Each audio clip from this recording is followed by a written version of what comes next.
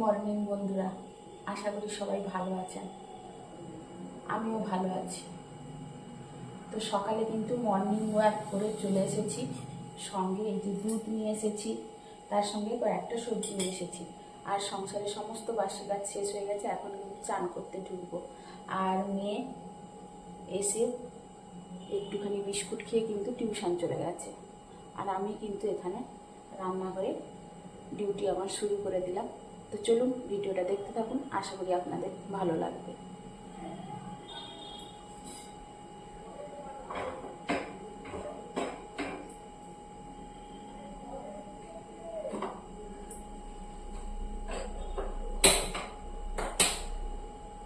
আর রাত্রে কিচেনটা পরিষ্কার করে রাখি বলে সকালে উঠলে কিন্তু দেখতে বেশ ভালোই লাগে, আর কাজগুলো কিন্তু ঝটপট হয়ে যায়। কারণ রাত্রে কাজ গুছিয়ে যদি রাখি কিছুটা, তাহলে সকালে এতটা পরিশ্রম করতে হয় না। তো সেই মতো সবসময় চেষ্টা করি রাত্রে একদম ক্লিন আর নিট করে রাখতে। তো সেই মতো এসেই কিন্তু একদম গ্যাস লাগিয়ে দিয়েছি। দুধটা গরম হতে যতক্ষণ সময় লাগবে ততক্ষণে কিন্তু আমার চান করা হয়ে যাবে।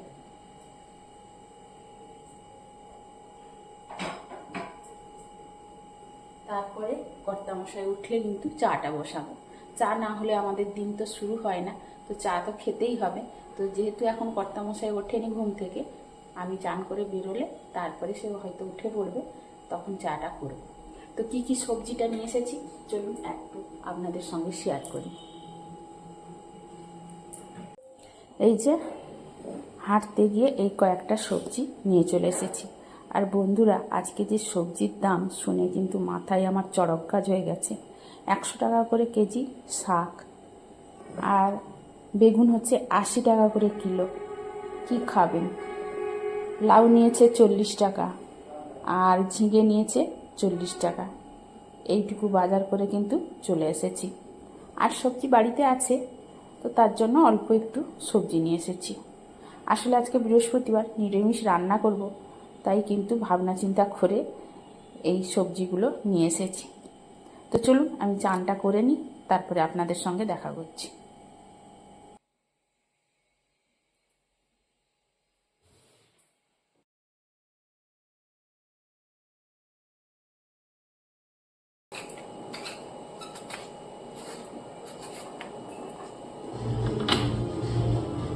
তো বন্ধুরা, পুজো করতে তো গেছিলাম, তারপরে ময়লাওয়ালা এলো।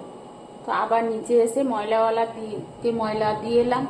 তারপরে কিন্তু দেখছি যে প্রচণ্ড পরিমাণে পেট চটকাচ্ছে, খিদে পেয়েছে। আমি বললাম যে পুজো করে এসে চাটা খাবো, তো এতটা পরিমাণে পেটটা গোলাচ্ছে, তাই ভাবলাম যে একটু চা করে খেয়ে তারপরে যাব পুজো করতে। আজকে বৃহস্পতিবার, আর বৃহস্পতিবারের পুজো করতে অনেকটা সময় লাগবে, তাছাড়া গাছে জলও দিব এখন একটু। তো সেই জন্য ভাবলাম যে চাটা খেয়ে তারপরে যাই না হলে। তো সেই জন্য চাটা বসিয়েছি, চা খেয়ে ছাদে যাব, আবার পুজো করব, গাছে জল দিব, তারপরে আসবো।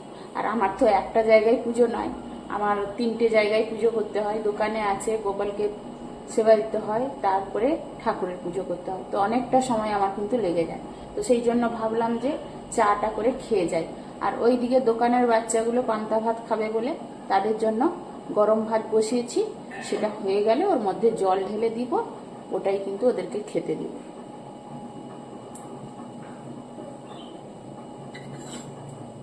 এই যে রাইস কুকারে ভাত বসিয়ে দিয়েছি, আর এদিকে কিন্তু আমাদের টিফিন করব একটু উপমা। কালকে রাত্রে তো সবজি ভেজে রেখে দিয়েছি, তো সেই জন্য বার করে রেডি করে রেখে দিয়েছি সব কিছু।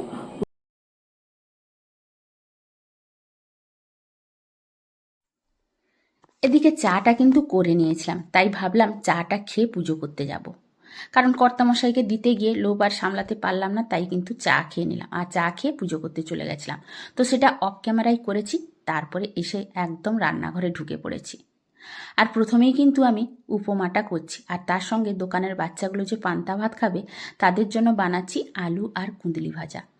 তো সেটা একটা গ্যাসে বসিয়েছি, আর একটা গ্যাসে কিন্তু উপমা করছি। আর বন্ধুরা, আমি যেভাবে উপমাটা করছি এইভাবে যদি আপনারা একবার বানিয়ে খান, দারুণ টেস্ট হয়।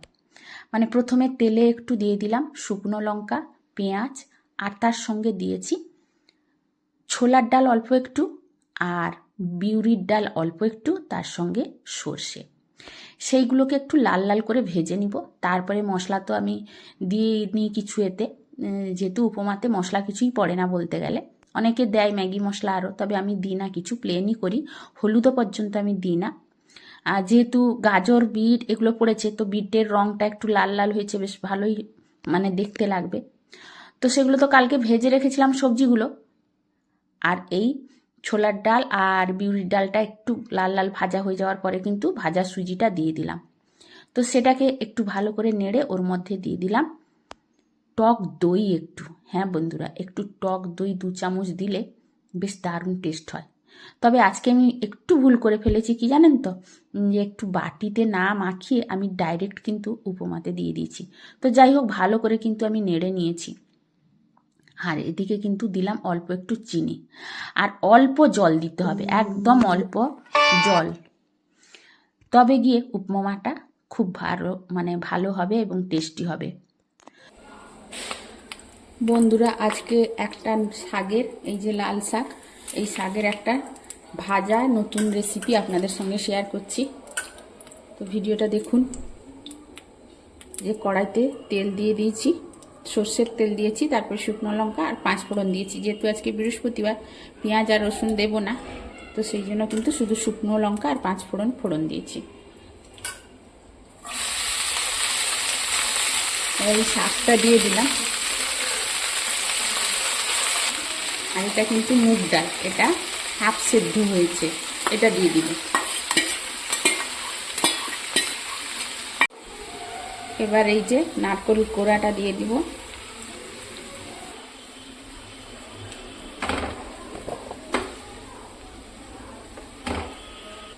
এবার লবণ দিয়ে দিব।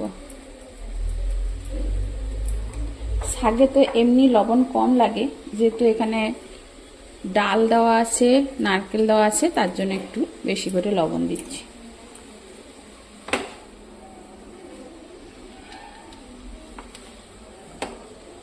এটাকে একদমই ঢাকা দেব না, ধিমি আঁচে করব, আস্তে আস্তে আস্তে আস্তে হয়ে যাবে।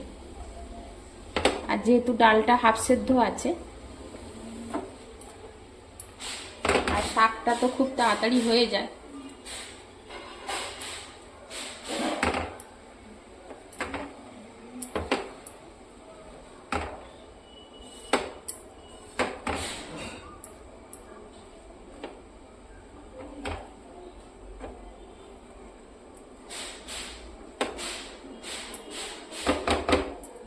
এইভাবে বসে বসে হতে থাকবে।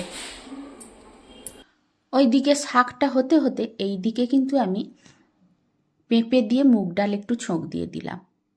আর এই ডালটাও খেতে বেশ ভালো লাগে। আর এই ডাল আমি আজকে অনেক দিন পরে করছি, মানে মুগ ডাল আমাদের বাড়িতে খুবই কম হয়, তো আজকে ভাবলাম একটু করি। আসলে ঠান্ডা পড়লে মুগ ডাল কিন্তু বেশ খেতে ভালো লাগে।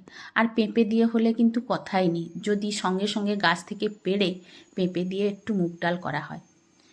ওই শুকনো লঙ্কা, তেজপাতা আর একটু গোটা জিরে ফোড়ন দিয়েই কিন্তু আমি মুগ ডালটা প্লেন ছোঁক দিয়ে নিলাম।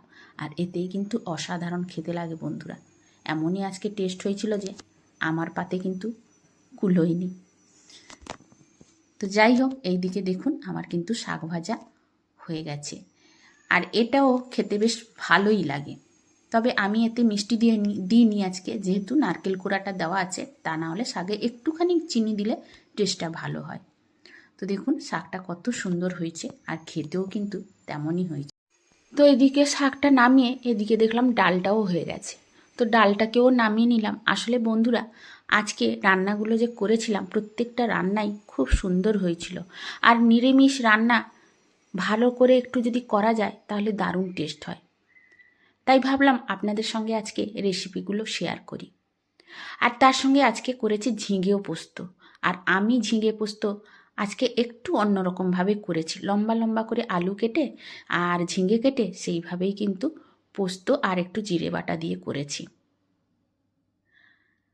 তো এইদিকে পোস্তটা আমি চাপিয়ে দিয়ে এইদিকে যে কর্তামশাই এনেছিল ফুলকপি, তার সঙ্গে আমি এনেছিলাম কয়েকটা সবজি, যেটা আপনাদের সঙ্গে শেয়ার করেছি।